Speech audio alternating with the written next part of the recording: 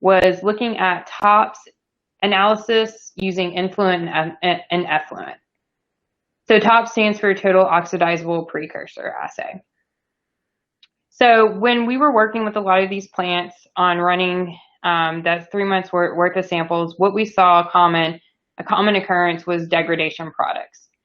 So as I mentioned earlier, when you have a polyfluorinated compound, the example I have here is 6,2-FTS, you can break the bond between the carbon-carbon bonds. The carbon fluorines are pretty stable, but the carbon-carbon bond would break.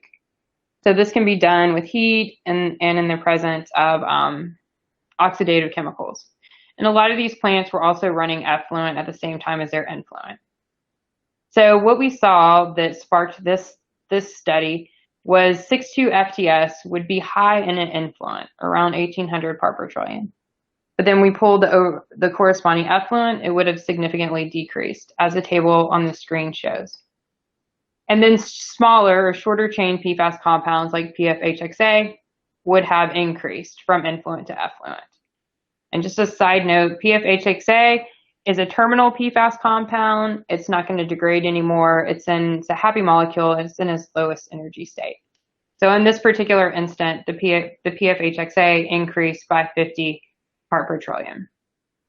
So water resource managers, consultants, chemists, and engineers are really trying to figure out, well, where's it all going? The math doesn't add up or make sense. So one analytical tool that we have in our toolbox is the TOPS or TOPA analysis, Total Oxidizable Precursor Assay. So this is kind of a maximum or worst case estimate of PFAS composition in your sample. It's only going to be really applicable to more complex sample matrices like your wastewater, and whenever you have higher amounts, like in the part per billion. So what we do with the TOPS analysis as a lab is we take your sample and we analyze it using isotope dilution, just as we normally would, and we report all the individual PFAS concentrations. So say those 21 compounds from the DEQ study will get reported.